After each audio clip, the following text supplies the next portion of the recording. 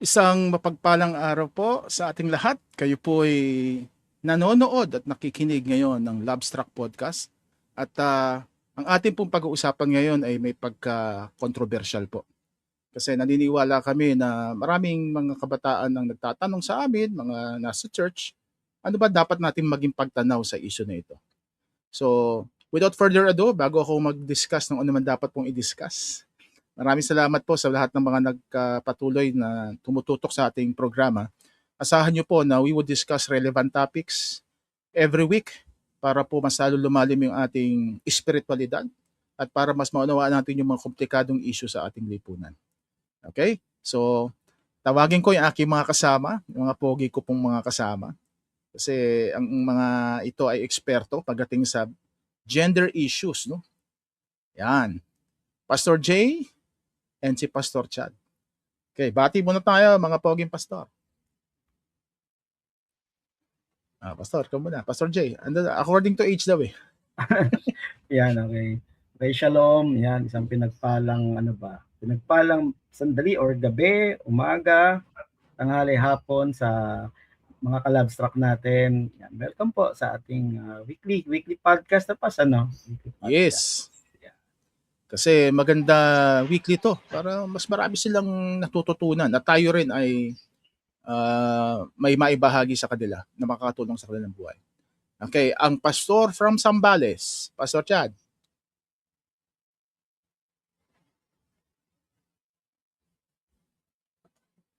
Ay, Pastor Chad, pati ka muna.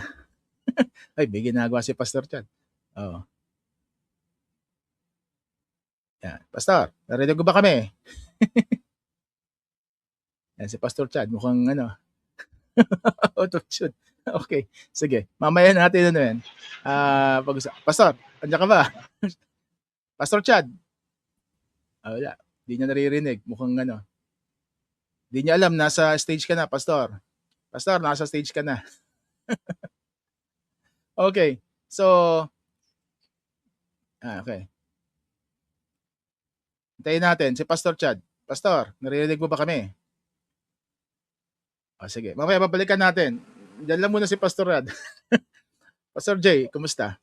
Anong nangyari nitong mga nakarang linggo? Medyo busy. Usually busy pa din sa ministry, counseling works, family, no? Yung ministry. Ministry sa family. Ministry. Dumating yung ministry, dumating yung sister ko last Monday from the States. So, yun, sinamahan overnight. Wednesday na may na prayer meeting. Okay. Busy, Pastor, no? I'm now preparing for our anniversary next week. At I hope maayos na. Pero through the years, sabi ko, yung mga staff ko, kayo na masikas. Kasi tayo na may nakapag-develop na rin ng mga leaders na tanging si Lord lang ang makakagawa nun. Kailangan lang sipagan sa pagdi-disciple. Pastor Chad, nandiyan ka na ba? Narinig mo ba kami? Hindi ako narinig, Pastor Chad. Mukhang ka na niya. Mukhang hindi siya naka-tune in sa atin. Okay. So, Pastor J, pa-chat mo na lang si Pastor Chad, mukhang hindi tayo naririnig. Okay. So, ang topic natin mga kapatid ngayon, ayan, bago tayo magsimula, ang title po ay Girl, Boy, Bakla, Tomboy. Alam niyo, Pastor, di ba? May mga ginagawa tayo, mga laro nung bata tayo. Tapos, in-identify ka as other girl, boy, bakla, tomboy.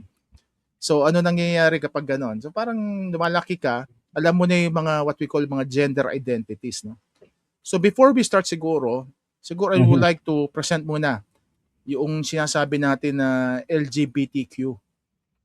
Yan to, Pastor. Kasi maraming tatanong, ano ba itong LGBTQIA? Okay? Kasi merong mga letra na na-identify natin dun sa movement o grupo na hindi alam ng iba. So L, lesbian, G, gay, B, bisexual. Basahin nyo na lang mga kapatid, we don't have much time to discuss yung each category. T, transgender, Q, queer, okay? So questioning, yung mga nagpo-process pa, okay? And then I, intersex, then asexual, ally. So palagay ko sa allies mas marami dito no. Tapos pansexual, a person who has the potential to be attracted to members of any gender. Okay, so para sa lahat siya. And then the latest sa ibang bansa, no, yung mga American Indians inspired na mga paniniwala, two-spirited. So kaya siya rainbow kasi iba-iba siya ng categories. Okay, pasok tayo. Pastor Chad, nandiyan ka na. Pastor. Hello, magandang gabi sa inyong lahat. Alam mo Ayan. ba, Pastor, hindi ka pa naka-focus. Hindi mo lang kami naririnig. Oo, hindi ko marinig kayo, Pastor Ronald. Si Pastor J lang naririnig ko.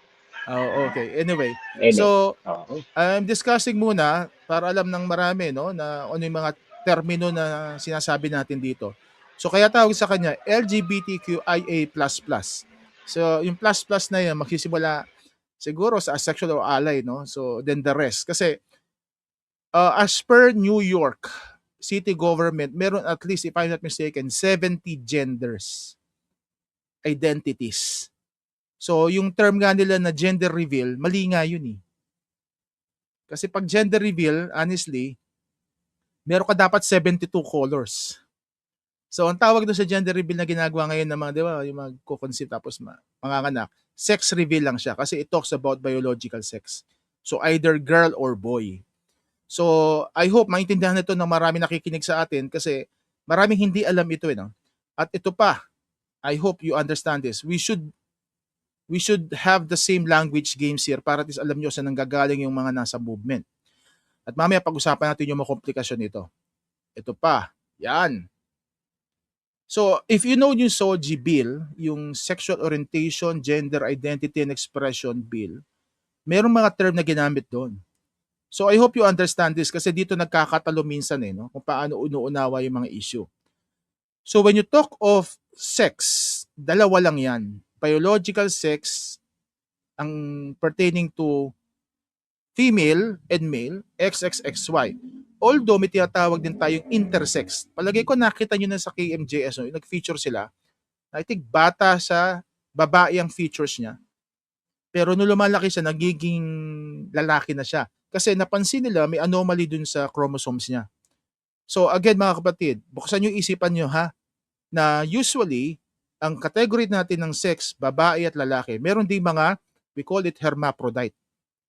Pareho sila. Pastor Jim, natatandaan mo, siguro, high school ka o college, Nancy Nabalta. Nancy Nabalta, yung sa runner, no?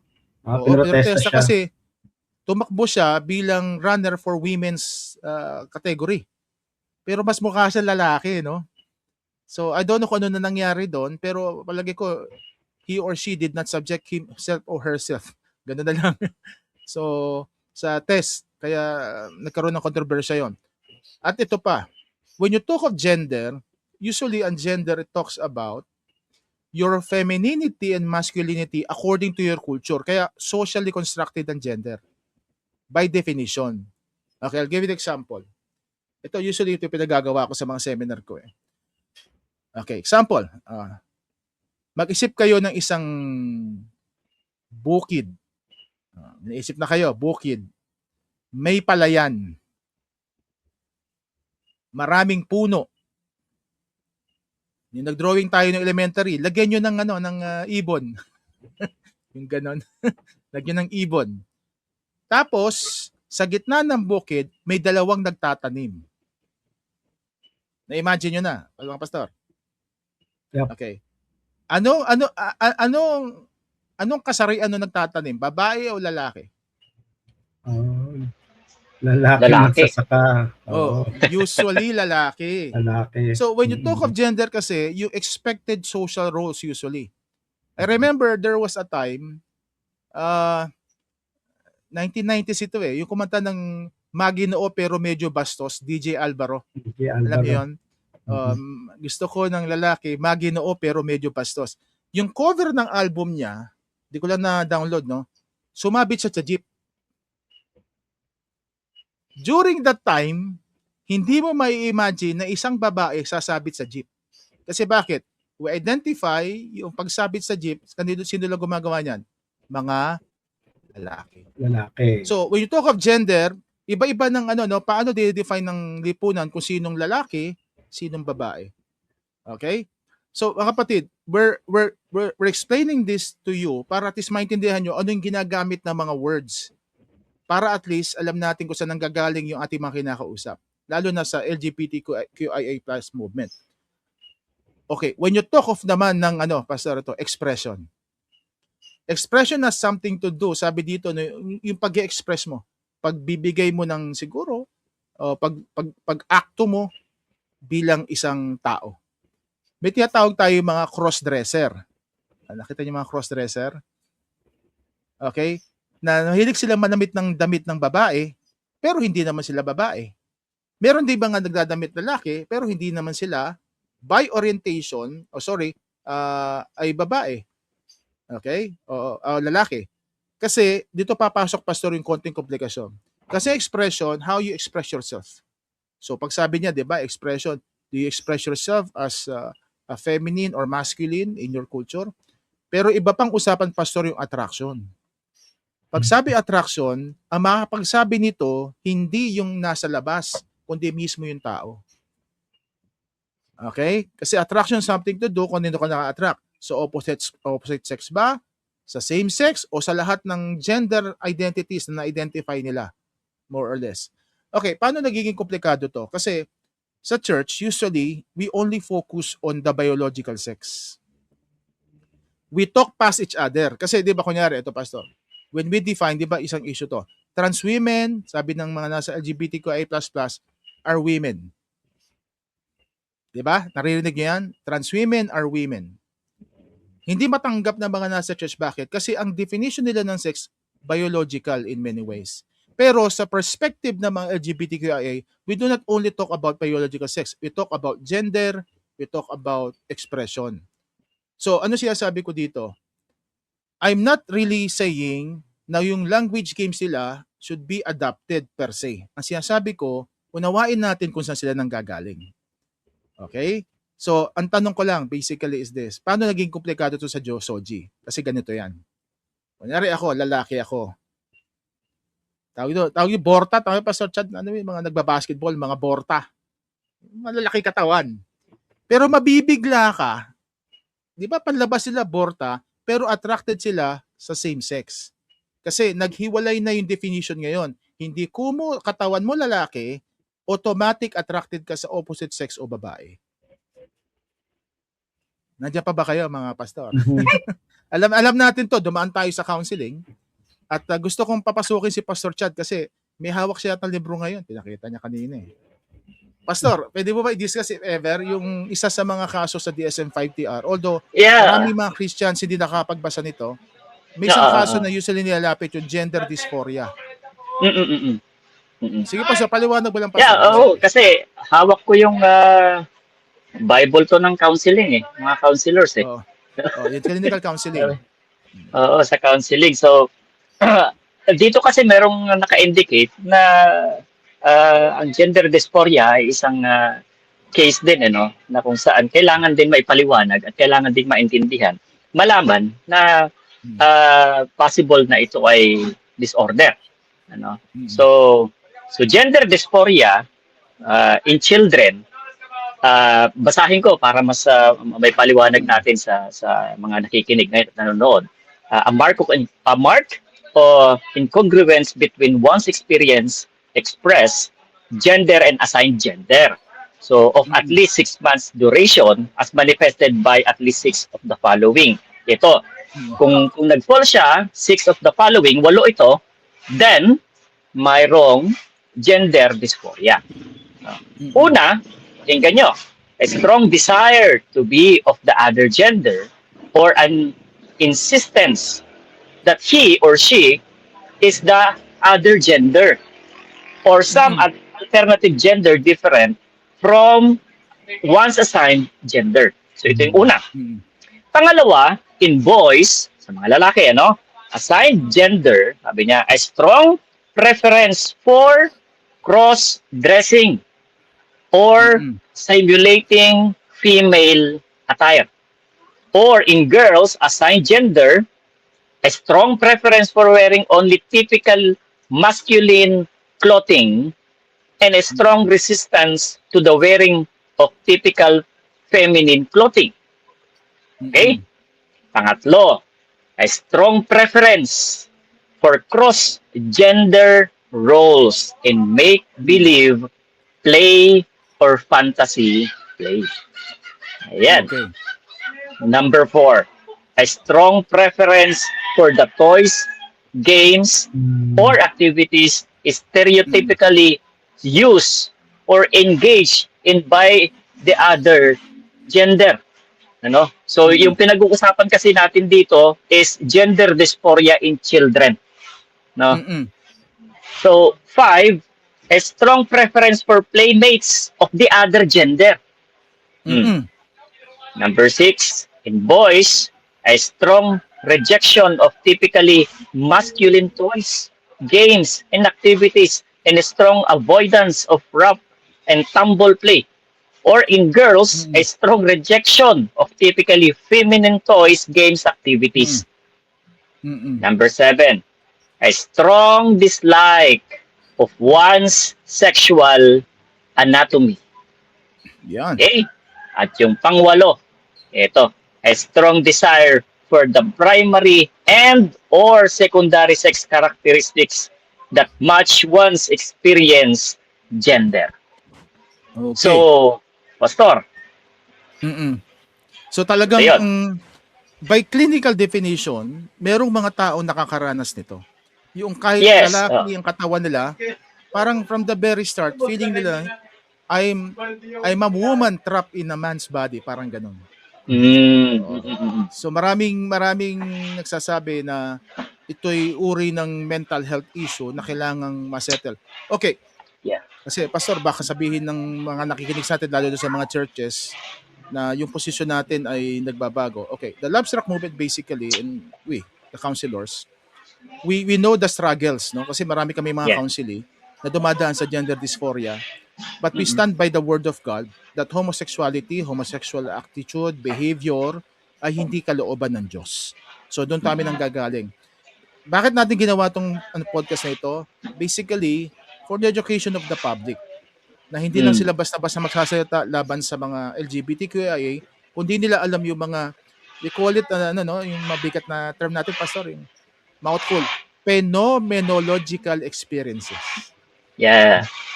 Yung mga tipong, di ba, kunyari, nagsalta ako sa'yo, nangyari sa akin to, ganyan. Parang pag may mental health issue, tapos dinidismiss mo, i-invalidate mo experience. So, Pastor, meron ako lang sabi niya, Pastor Chad, yung yung number 6 ba yun? Pakibasa mo nga, yung parang hindi siya natutuwa dun sa body niya, parang hiwalay, yung kanyang karanasan o identity. Or number 3 yata ito, a strong preference for cross-gender roles. Ito ba yun? In make-believe, play, or fantasy. Okay. So, siguro iwan mo natin yung mga teknikalidad kasi baka nalilito na rin ng marami. Oo.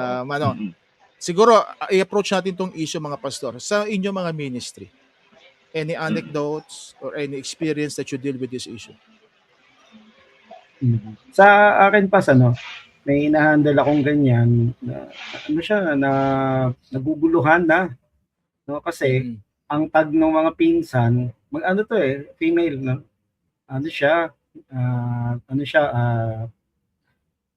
Tomboy daw. Hindi, tomboy ka. Kasi alam mo kung bakit. Ganito. Kasi hindi nagme-makeup.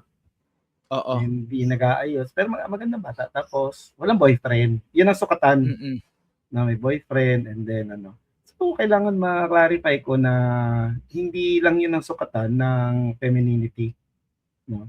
Kasi may kumbaga may tatlong, may sa seminar, may tatlong school of thoughts dyan eh. Kasi di ba, hindi naman nanganganak sila, pero dumadami. Yan. So, ang school of thoughts... So, Pastor, in your, nangyari, yung expectation na nakapaligid, ito dapat ang kilos. Oo. Dahil hindi ito, ganito ka na. Ganito ka na.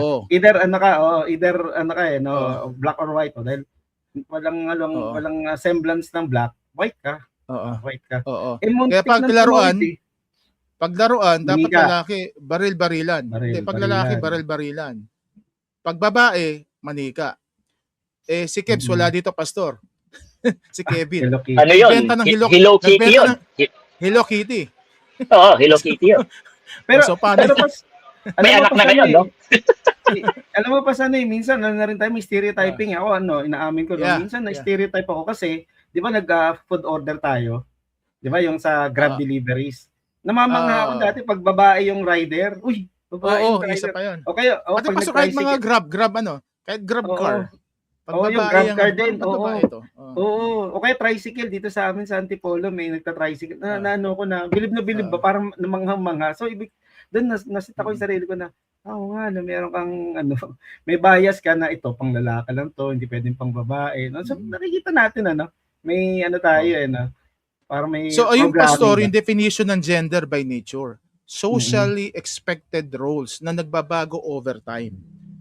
Kaya nga pastor, ang nagpapakomplika dito, una-una palagi ko nanggagaling lahat. Kasi yung definition natin ng mga bagay-bagay ay na-stuck sa isang period na alam natin na nagbabago over time.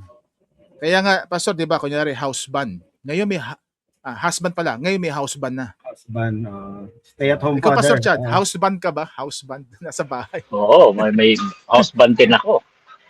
Pastor na house band. House na housebound. Kasi, hindi mo ma-imagine yan siguro mga 60s, 1960s, pababa. Di ba dapat lalaki daw lagi ang nagtatrabaho? Kasi iba panahon noon. Tsaka ngayon din, Pastor, mapansin mo, ito observation, itong mahalaga, ito, trivia ito. Alam nyo ba itong Gen Z? Nakita ko yung data ng UP Population Institute, bumaba ang premarital sex incidents. Oh. Inisip ko, naging effective ba yung mga lapsak seminar natin? More than that, kasi nag-iba yung perspective, Pastor, na mga na mga kabataan. Na parang hindi na marriage ang priority sa maraming pagkakataon, kundi ayusin ang buhay, financial stability. Pero ito, Pastor, ang problema. Dumala naman yung live-in cohabitation. Hindi nga nagpe-premarital sex, pero parang parte na ng preparation for marriage ang cohabitation. Okay? Napansin niyo? Anyway, that's what I mean by changing social landscape, no? Pastor Chad, ikaw, anong mo dito? Anong karanasan mo? Yeah. Mayroon din akong naging counseling ito na isang Christian, that nalilito siya. May confusion talaga at hindi niya alam kung ano yung kanyang gender. And gusto niya na maglingkod, magtuloy-tuloy, kaso lang hinahatak siya nung nararamdaman niya. So hinahatak siya nung nararamdaman niya na may nafe-feel talaga siya na ako ay itong counselor ay lalaki na nafe-feel niya na may attraction siya sa same sex. So parang nakikita, nagigilty siya, magkakaroon siya ng shame and guilt sa kanyang pagiging Kristiyano, pagiging believer, because of that idea na mayroon siyang attraction sa same sex. So yun ang naging problema niya, kaya siya nagpa-counseling. So by the grace of God ay ngayon na-update ko naman ay siya nagtutuloy-tuloy na naglilingkod by accepting who he is in the identity na meron siya kay Christ. So hindi talaga dapat natin ito ini-stereotype or binibigyan ng isang judgment sa simbahan na kapag may attraction na ay ile-label natin agad kung sino sila. Yeah. So yun ang masakit sa mga lalo sa loob ng simbahan na nile-label agad. Kaya maraming umaalis kasi na-judge, nalilabel, hindi na-restore, hindi nauunawaan na ipapaunawa sa kanila ang kanilang sitwasyon. Kasi they themselves they also want to continue their faith Yeah. They want to continue their faith, kaso lang the church is parang sorry so parang nabibigyan sila ng hindrances na malaman kung ano talaga yung truth, kung ano talaga yung identity, no, na mayroon sila at kung paano sila mahalin ng Diyos. So hindi naman tayo hindi naman natin nire-reject ano. So, hindi naman natin nire-reject ito. Basta yung sa akin lang ay mahalin at restore yung kung ano yung original design nila, no? Na ibinigay ng Panginoon. Marami kaming kaibigan, no? Marami kaming kaibigan, pastor, ni Joy, na meron kaming isang kaibigan na siya ay married into same-sex, may ano siya, may asawa siyang kapareha niyang gender or sex. But we are not judging them, no?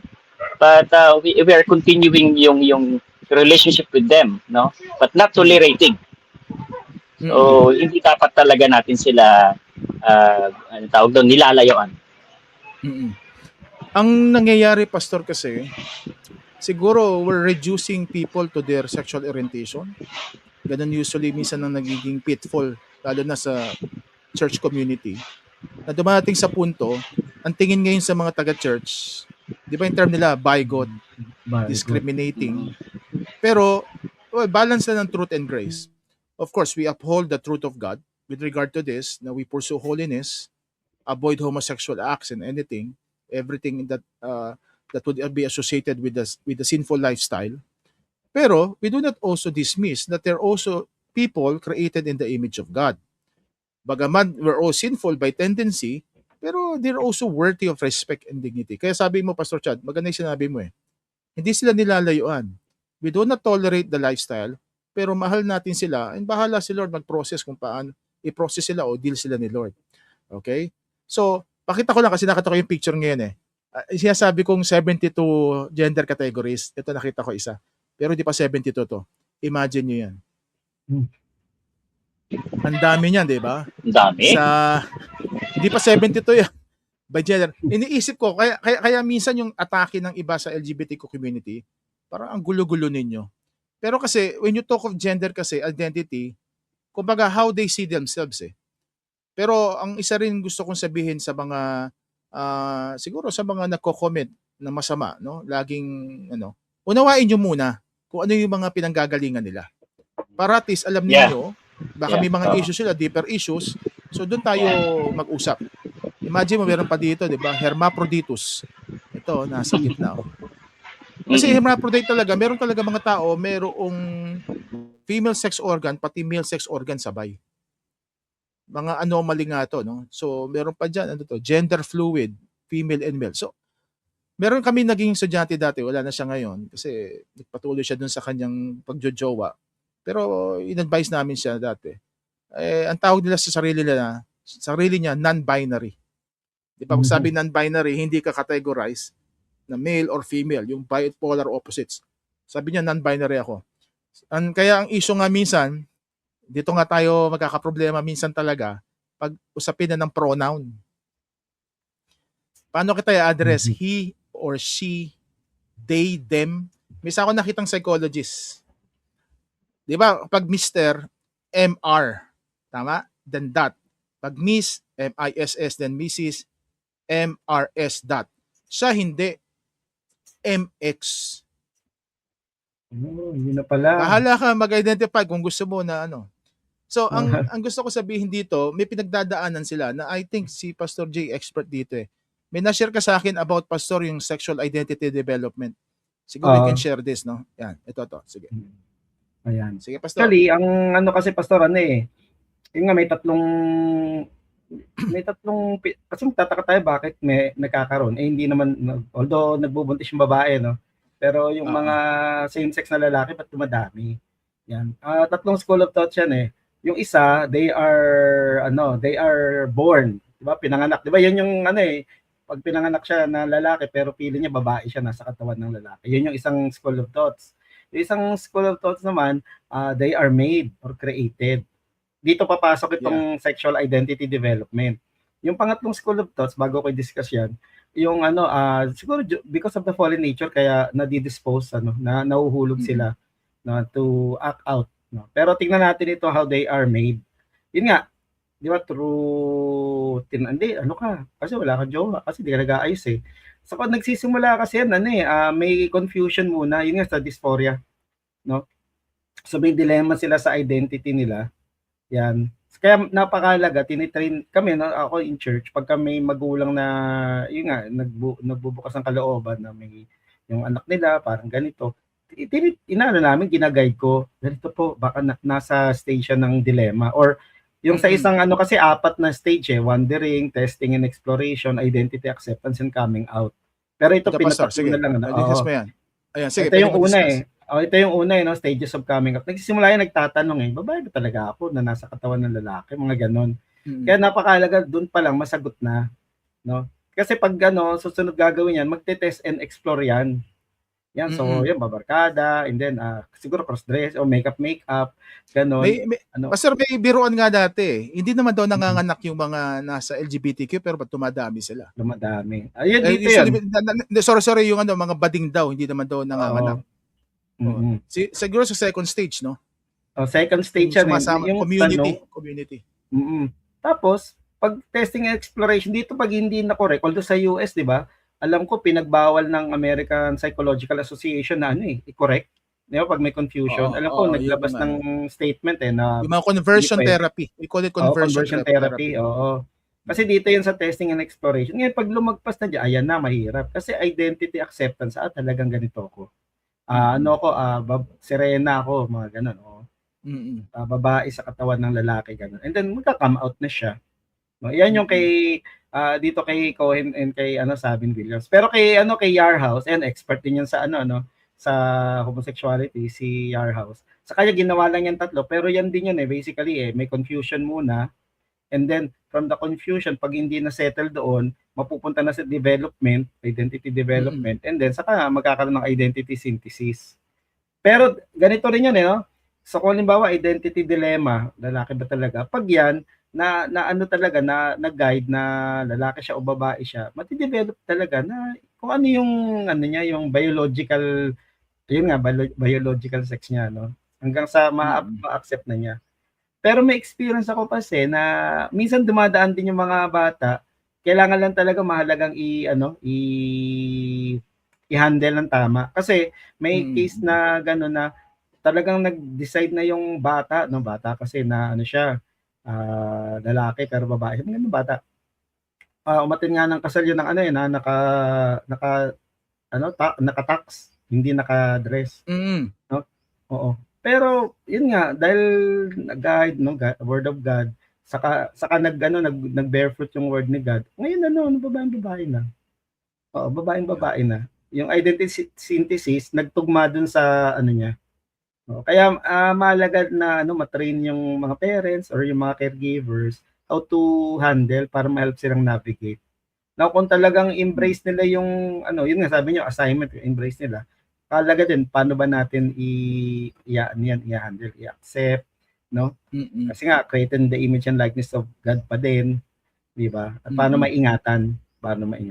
Yun lang naman stages. May isang issue dito mga pastor Yung issue na kaya na bang mag-decide ng isang bata kung sino magiging siya gender-wise? Kasi 'di ba sa ibang bansa, I know a lot of stories din, and also naging controversial yung iba, yung pinapa-sex change yung mga bata.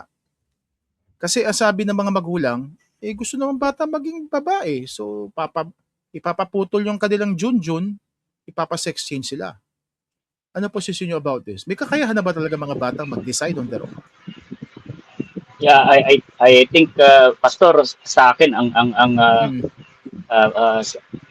tingin ko diyan ay walang matibay na kakayanang magdesisyon ng isang bata.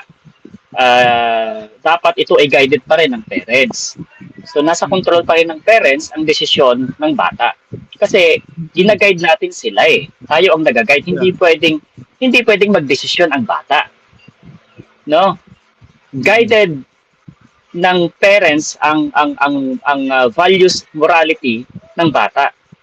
So I think pastor, tingin ko papasok din tayo dito sa psychosocial development ni Erik Erikson Yeah. Para mas unawain natin. Para unawain natin na may kinalaman din kasi ito sa kung paano natin i-raise ang bata eh. Okay. Malamang at maaari may traumatic din kasi na nangyari, pero from the perspective of Erik Erikson, psychosocial development, 3 to 5 years old, ito yung dapat na nakikita ng bata. Social interaction and also the adaptation of environment and also the adaptation of identity in this area. Na dito kasi sinasabi na natin sa bata kung ano ang kanyang gender, sexuality, na ikaw ay lalaki, ikaw ay babae. So ito na yung time na yun, 3 to 5 years old na hindi dapat mabis ng parents na dapat ito yung, kaya dapat talaga yung presence ng father, no, ang presence ng mother, talagang intact, no, involved, no, intentional ang guidance ng parents itong time na to, 3 to 5 years old. Kasi kung na-miss ito, yung part na to, at ang daming nangyari socially sa part na to, pwedeng na-bully, pwedeng na-abuse, marami pwedeng nangyari sa part na to eh. Kaya papasok siya ngayon sa role confusion and identity, no? Identity versus role confusion, sorry. Yeah, Yun. teenagers. Oo. Teenagers yan. Sa teenager, ito na, sa teenager.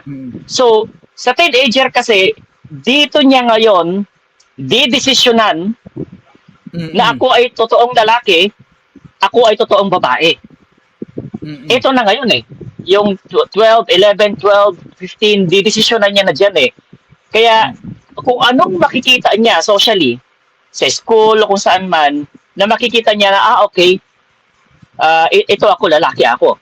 Kaya kung mayroong something na nangyari sa kanya na ay o kaya naman before no na kasi patingin ko babae ako kasi nafi-feel ko na na talagang lalaki ako pero alam ko feel ko babae ako eh. So ang daming pwedeng mangyari sa teenager, no? Pastor, no? Kaya talagang dito talaga ilalatag sa kanila yung identity nila sa teenager, identity versus recognition from. Kaya mahalaga mga pastor, yes. no?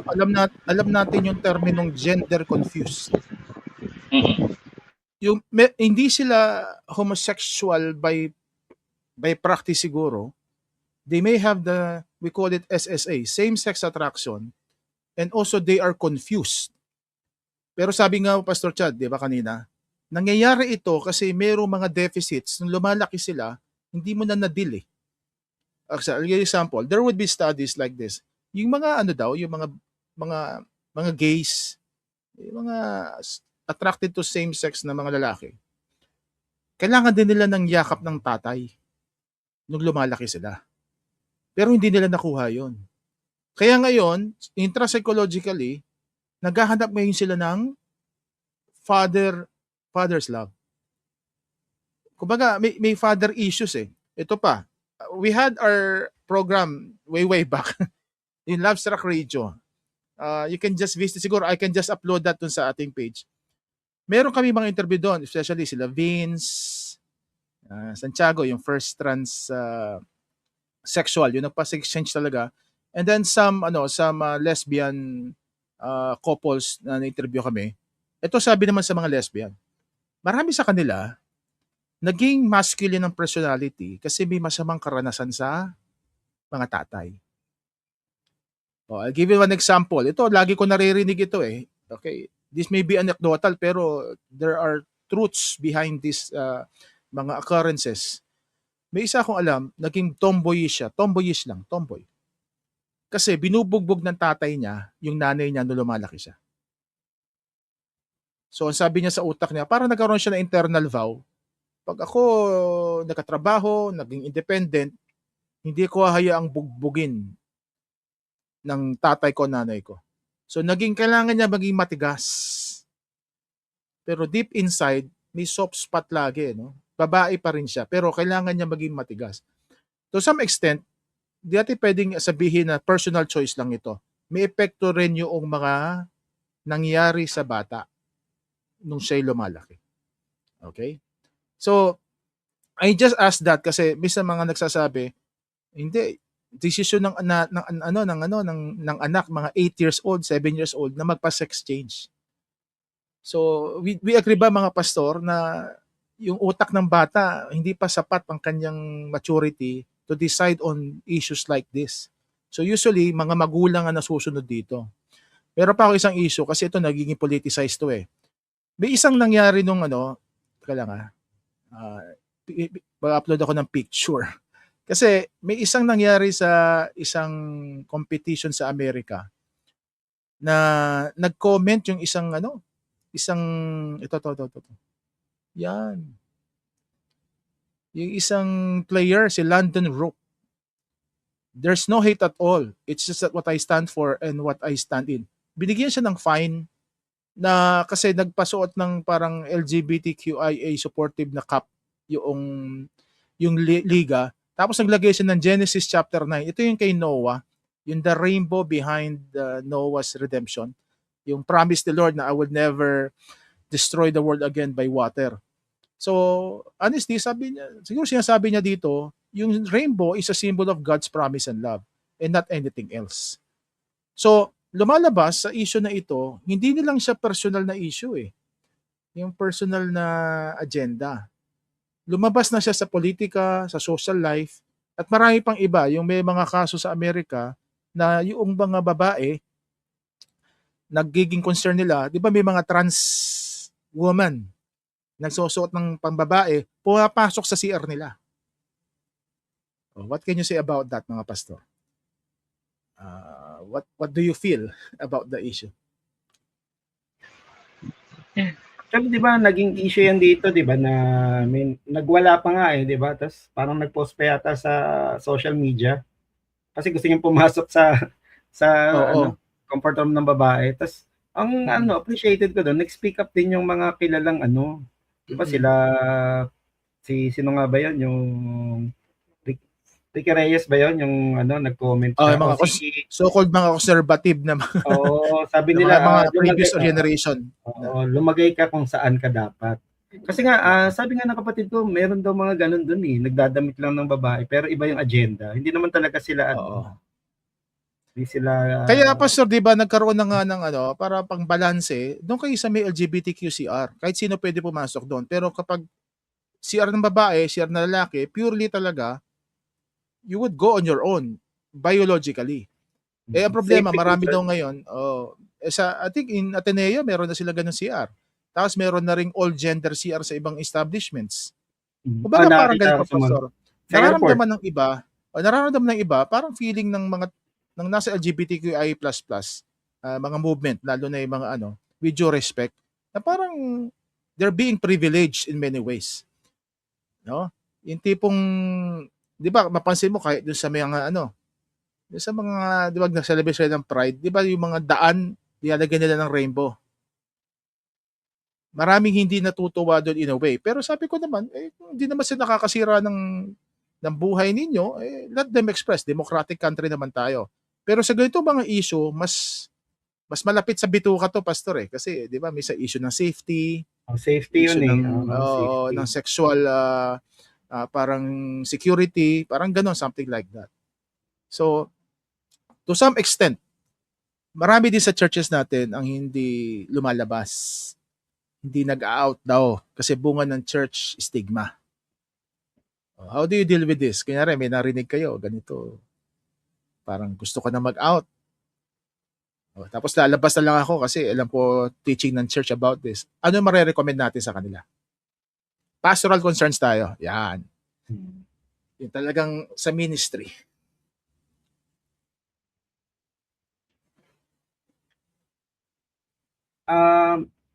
Napakalaga pa ng malinaw na malaking difference ng acceptance and approval. Diba? Accept. Yan, we love you, the love of the Lord. Pero ano acceptance to, pastor?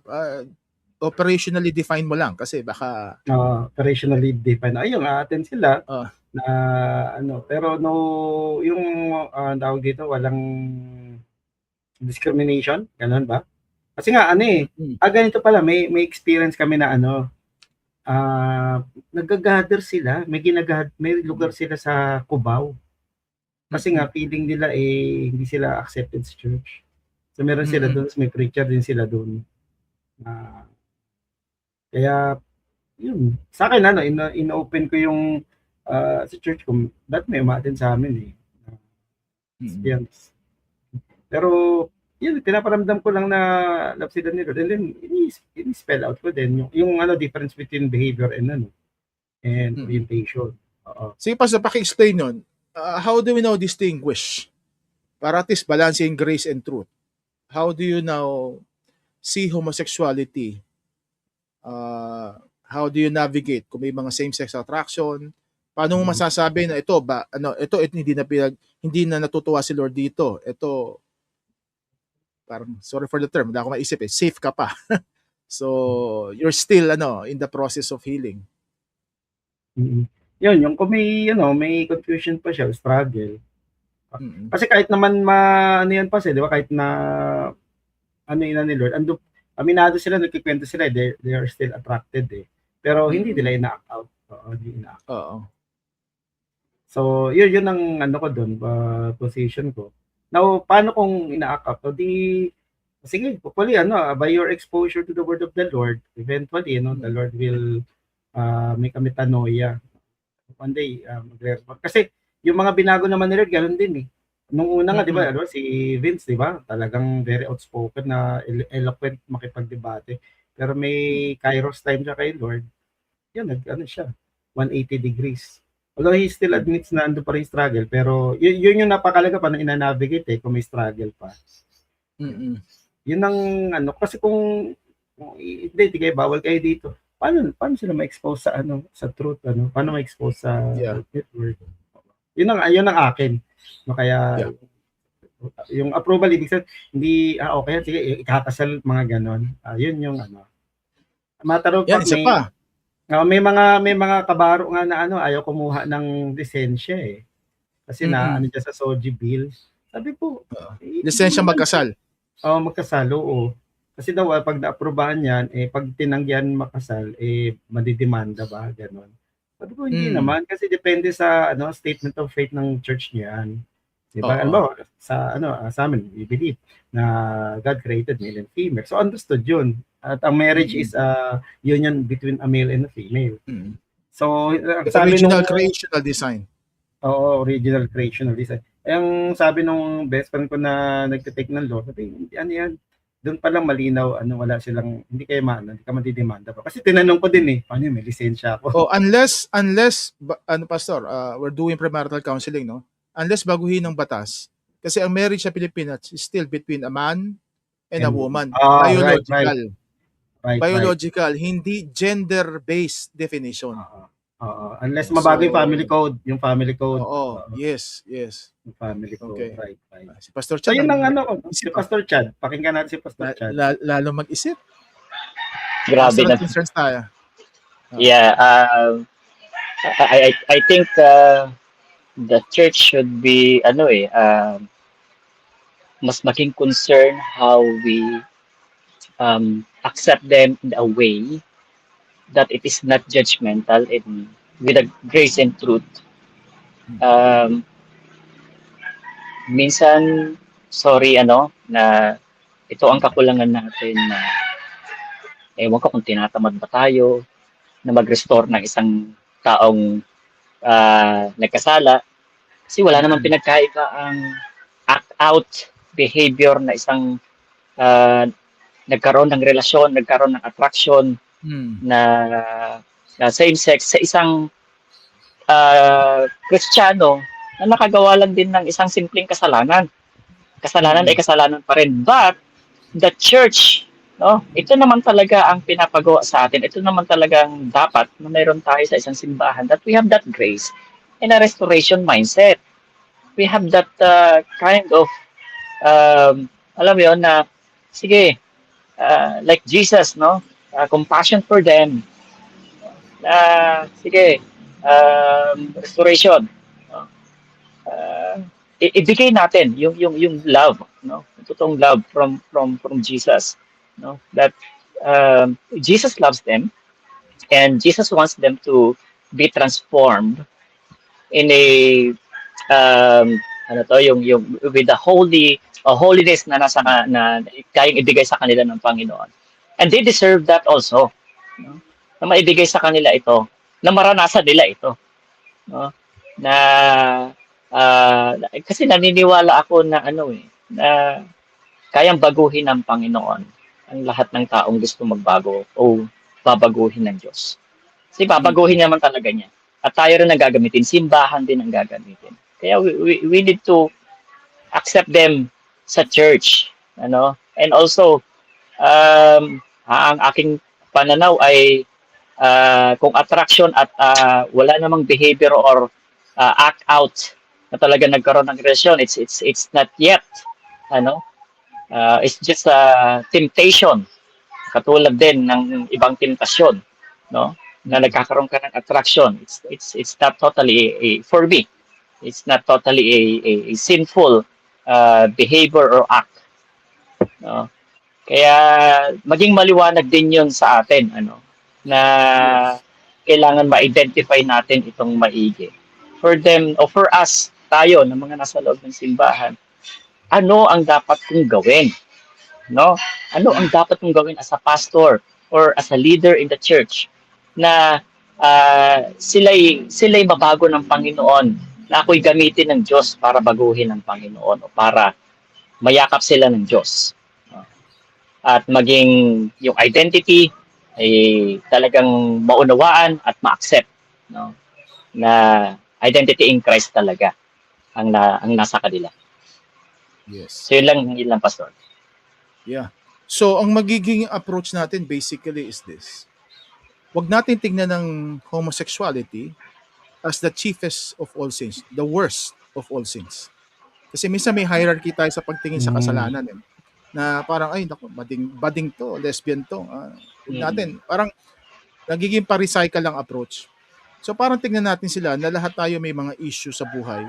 Katulad sinabi mo, Pastor Chad, kanina, maaring tayo, wala tayong tendency maging homosexual. Pero may tendency naman tayo magnakaw, magsinungaling. So walang pinagkaiba yun. Kaya nga sabi sa Romans chapter 3, di ba? All fell short of the glory of God. All have sinned. Kaya I'm reminded of the story dun sa diretso tayo dun sa Ganda kasi nito eh. Yung story of the adulterous woman, di ba? Na nagkaroon ng encounter sa Panginoon kasi babatuhin na siya eh. Ano sabi ni Lord sa kanya? Neither do I condemn you. Go and from now on sin no more. Kasi ang punto ng ating pinag-uusapan ngayon, mga kapatid, i-distinguish lang natin siguro mismo yung sinabi ni Pastor Jay kanina, baka may identity formation, confusion na nangyayari pa lang. They're not still committed to the homosexual lifestyle. Kasi may kampo natin, Pastor, kaiba-iba rin minsan sa doctrinal stances, no? May kampo kasi nagsasabi, yung same-sex attraction, kasalanan na yon. Pero theologically, I'm not convinced. Specifically din, I'm not convinced ministerially. Bakit? I've talked to a lot of homosexuals. Isa lang ang tanong ko sa kanila. Yan ba pinili mo o automatic lumabas sa'yo? Ako magsasabi sa inyo, sa lahat na nakausap ko, siguro 90%. Sabi niya, Pastor, naramdaman ko lang siya. Siguro, during that time na meron siya mga tanong, questioning, walang nag-deal sa kanya. And marami mga wounds, issues na hindi na-deal, nag-heal. Kaya napunta sila dun sa homosexual lifestyle. Okay, not to demean the community, base din sa mga data, mga pastor, sa HIV, AIDS. Ganun talaga ang nagiging sanhi o nagiging epekto pag hindi naging maayos yung sexual lifestyle. Majority ng mga HIV cases sa Pilipinas ay M2M. Ano yung M2M? Hindi singer yun. Men having sex with male. Men having sex with male. Nasa nasa data yun. Iniisip ko, Pastor, kasi ang mga lalaki by nature sexually active, di ba? May nakita ko mas deeper issue dito eh. They don't want sex, they want intimacy. Na maaari na hindi nakuha nung sila ay nade-develop bilang tao. Parang ganito, tinitingnan ko tong issue na to, not on the surface level lang. At ang aking panawagan sa lahat ng may kaibigan na sa LGBTQI community, yeah, we stand by the truth of God's word. Pero huwag nyo kalilimutan. May storya din sila na kailangan nyo pakinggan. Agree ba tayo mga pastor? May mga storya yung mga yan eh. May longings and may needs din. May mga longings. Yes, 100% yan. Agree. Na-filled. Yeah. Na hindi napunuan. False intimacies. Ayun nga lang, syempre, katulad natin, marami tayo mga deficits din sa buhay. Kaya minsan yung tendency natin sa kaadikan, iba lang. Ganun din sila. So, sa lahat ng ito, may isa akong pwede sigurong ibigay and also parting shots wala sa inyo. How do you deal with this? Itong naging conclusion ko with ministerially and as a counselor na nagdi-deal sa ilang mga issue sa mga kabataan. In everything, God can redeem all the tears associated with gender and sexuality issues. But ginamit ko yung word na tears. Mga kapatid, maraming mga kasakitan, okay, hindi lang siguro sila, tayo lahat. Pero pag merong kasakitan, hayaan natin si Lord mag-heal ng mga kasakitan na yun. Kasi minsan, ang inaatake natin, kaya pastor, di ba sa Amerika, pinagbawal yung conversion therapy.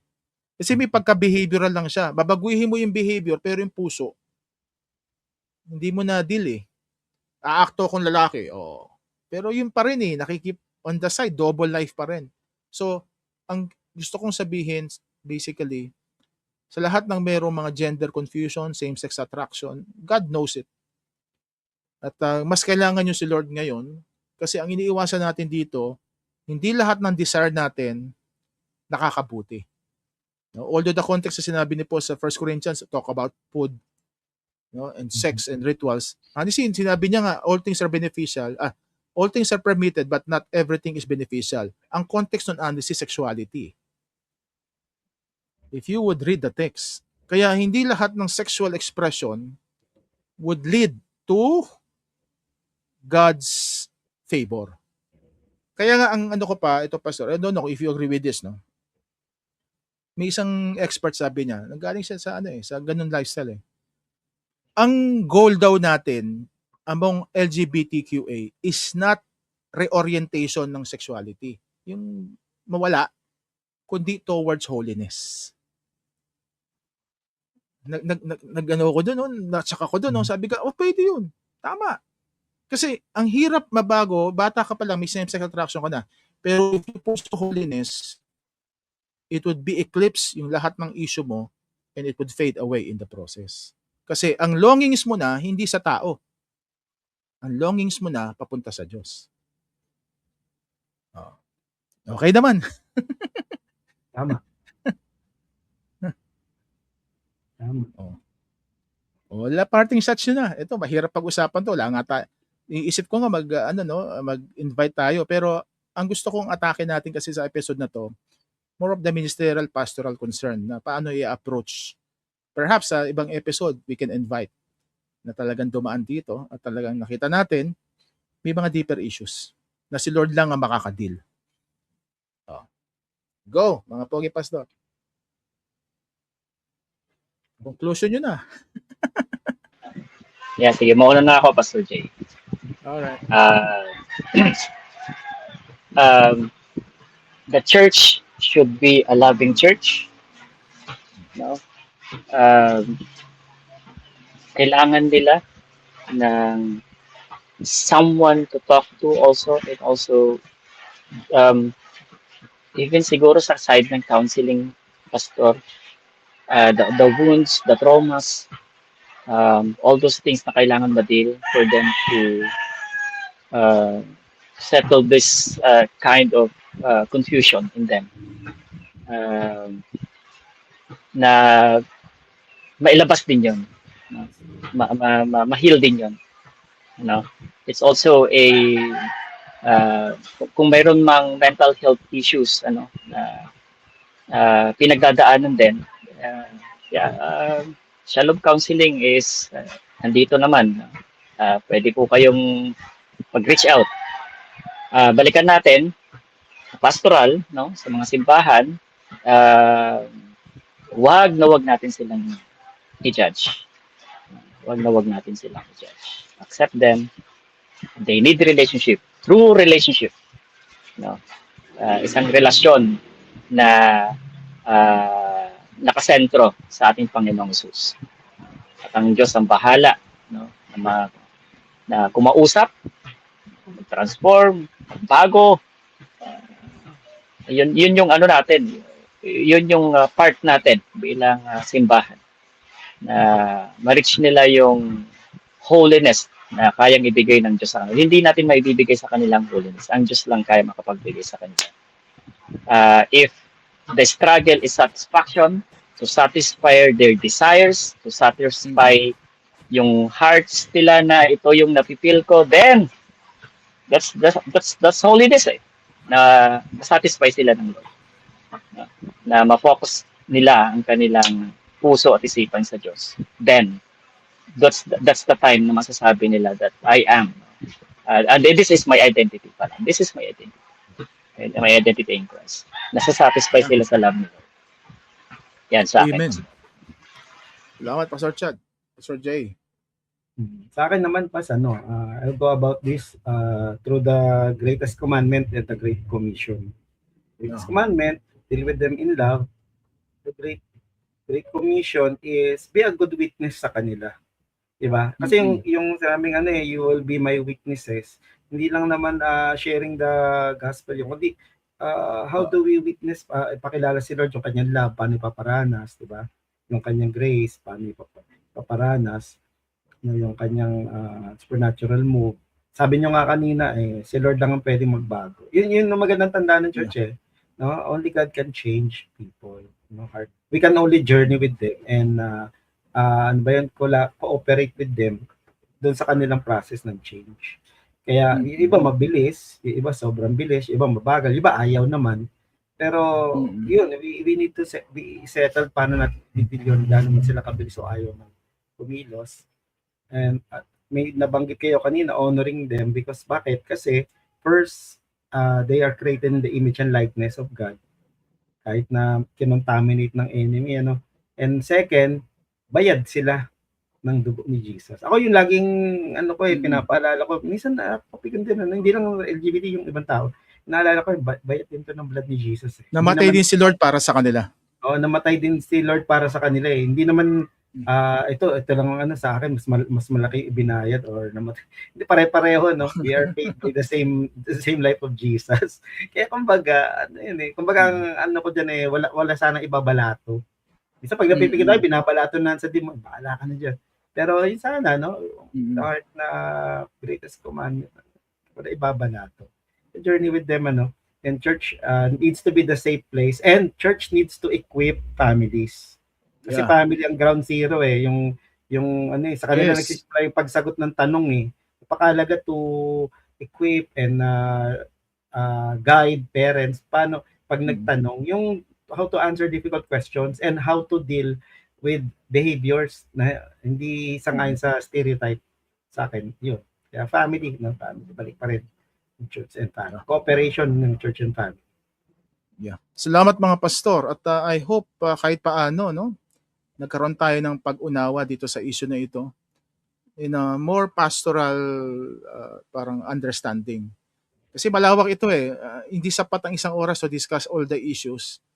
Basta ang pinanggagalingan ng Love Struck Movement, basically, we have to uphold the truth. That homosexual behavior ay hindi kalooban ni Lord. We always go back to original creational design. But nonetheless, ganun pa man, kung nandun yung mga kaibigan natin, mga mahal sa buhay, sa ganitong lifestyle, we should look at them, as God looks at them. Full of grace, at the same time, sabi mo, maganda sinabi mo, Pastor Jay, kanina, walang ibabalato sa kaaway. Dapat we always pray for them na makakilala sa Panginoon. At hindi naman tayo mas holy sa kanila. Nauna lang tayo. Yun lagi ko sinasabi. Nauna lang tayo perhaps magkaroon ng encounter sa Panginoon. And we want to reach them in many ways. At hindi lang yan through straight gospel proclamation, kundi, sabi nga ni Pastor Chad, demonstration of love and everything. Okay? Yung mga attendant issues, mga political issues, yung sabi ko kanina, pinag-usapan natin kita sa CR, tapos yung mga kung ano pa, siguro peripheral na sa ngayon o secondary in many ways, dito tayo babaksak lagi. Kasi how we present ourselves as Christians would have an impact on how they also see us nasa movement ng LGBTQIA++. Okay? As usual, Pastor Chad, ikaw ang aking napili na magpe-pray ngayon. Pwede bang ikaw ay manalangin? We always end our session with a prayer. Yeah. Okay? So let's pray. Let's pray. Father, we thank you, Panginoon, for this wonderful topic, oh God.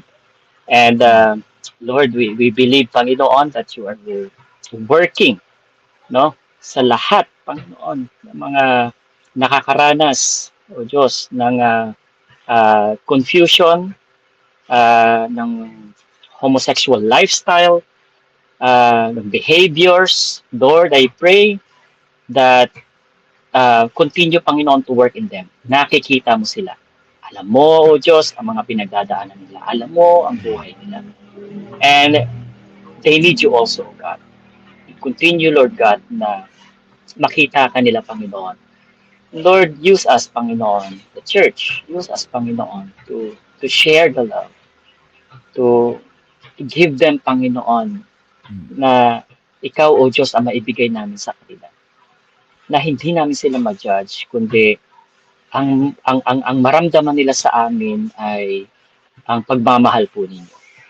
Kaya Lord, dinadalangin po namin that, Lord, patuloy, O Diyos, na gamitin niyo po kami, simbahan, for them, Panginoon.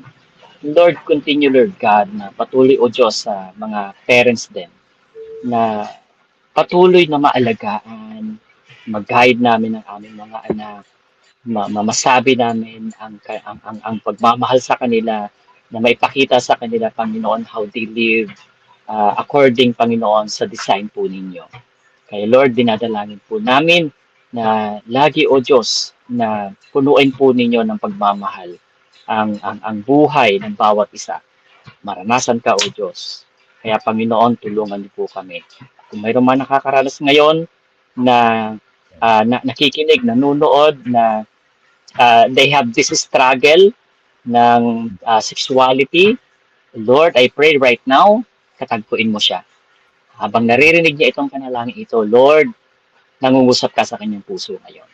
Kaya Lord, dinadalangin ko po na mayakap mo siya, Panginoon, ma-embrace mo siya, maranasan niyang pagmamahal po ninyo. Kaya Panginoon, itinideklara namin ngayong gabing ito, dinideklara namin, O Diyos, na ikaw ang siyang maghari, ikaw, Panginoon, siyang manguna. Ikaw ang magbago, O Diyos. Lord, thank you. At patuloy, Panginoon, na ang karangalan ay sa iyo lamang. Ito po ang aming dalangin sa pangalan ni Jesus. Amen. Thank you, Lord. Amen. Amen. Maraming salamat, mga pastor. At ang next topic natin, ito, mainit-init pa, next week. We'll talk about juvenile delinquency, teenage rebellion, at sa mga nangyayari ngayon, how do we now approach the issue among the younger generation? So kita-kita po tayo next week for this topic, and I hope if you have questions sa mga nakikinig, you can email us sa lovestruckmovement@gmail.com and also dito sa page na ito. Kung meron kayo mga comments, requests o recommendations, bukas po ang aming himpilan. Himpilan. Yung word na himpilan. Ang aming page for your suggestions. Okay, maraming salamat, mga kapatid. Pagpalain kayo ng Panginoon. Hanggang sa muli, makita-kita po tayo dito sa Lovestruck Podcast. Ako po ang inyong lingkod, Kuya Ronald. At ang aking mga kasama, Ate. Pastor Jay po. Yan. Pastor Chad here. So, Okay. God bless sa inyong lahat. Okay, God bless po. Pagpalain kayo ng Panginoon.